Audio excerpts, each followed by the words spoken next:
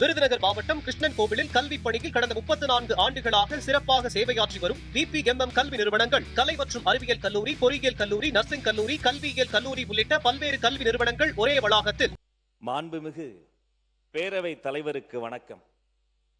மாண்புமிகு முதல்வர் உள்ளிட்ட அவையினருக்கு வணக்கம். தாயே தமிழே வணக்கம்.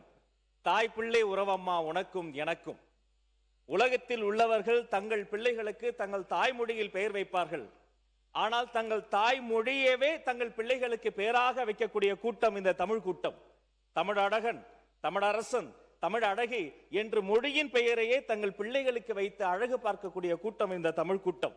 இந்த கூட்டம் தங்கள் தமிழ் தாயை வாழ்த்தும் பாடல் தான் இந்த தமிழ் தாய் வாழ்த்து. ஆனால் இது தமிழ் தாய்க்கான வாழ்த்து மட்டும் அல்ல. இந்த பூமி தாய், நிலம், நிலத்தை சுற்றி கடல், இந்த கடலை, அந்த நீல நிற கடல் நீரை புடவையா சுத்தி இருக்கிறாளாம் பூமி தாய். நீராறும் கடல் உடுத்த நிலமடந்தை. அந்த பூமி தாய்க்கு ஒரு அழகான முகம், சீராரும் வதனம்னா முகங்க. அந்த சீராரும் வதனம் எதுன்னு பார்த்தா திகழ்பாரத கண்டம் இந்த பாரத தாய். இந்த பூமி தாய், அவளின் அழகான முகம் இந்த பாரத தாய். அவளுக்கு சிறு பிறை போன்ற ஒரு நெற்றி, அது இந்த தென்னிந்தியா. அந்த நெற்றிக்கு அழகு அதில் வைக்கிற ஒரு பொட்டு, அது இந்த தமிழ்நாடு என்னும் தாய். அந்த பொட்டு நெற்றிக்கு மட்டுமா வாசம் தருகிறது, 8 திக்கும் அப்படி புகழை மனமாக வீசுகிறது.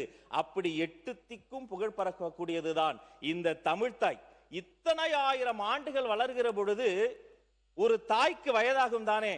ஆனால் இத்தனை ஆயிரம் ஆண்டுகள் வளர்ந்த பின்னும் நீ எப்படிமா இன்னும் இளமையாவே இருக்கிற, உன் இளமையை வாழ்த்துறன்னு தமிழ் தாயை வாழ்த்தி, தமிழ் நாட்டை வாழ்த்தி, தென்னிந்தியாவை சொல்லி, பாரத தாயை வாழ்த்தி, இந்த பூமி தாயையே வாழ்த்தக்கூடிய பாடல் இது தமிழ் தாய் வாழ்த்து மட்டுமல்ல, உலகத்தாய் வாழ்த்து இந்த தமிழ் தாய் வாழ்த்து என்பதை இந்த அவையில் சொல்வதில் பெருமிதம் கொள்கிறேன்.